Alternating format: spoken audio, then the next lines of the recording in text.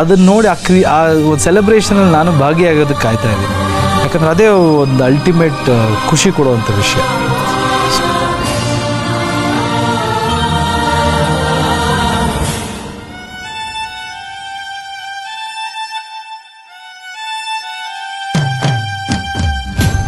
ಈ ಪ್ರೀತಿಗಾಗಿ, ಚಪ್ಪಾಳೆಗಾಗಿ,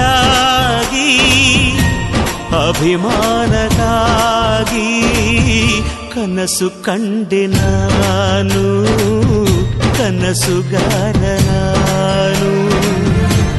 ಈ ಪ್ರೀತಿಗಾಗಿ, ಚಪ್ಪಾಳೆಗಾಗಿ,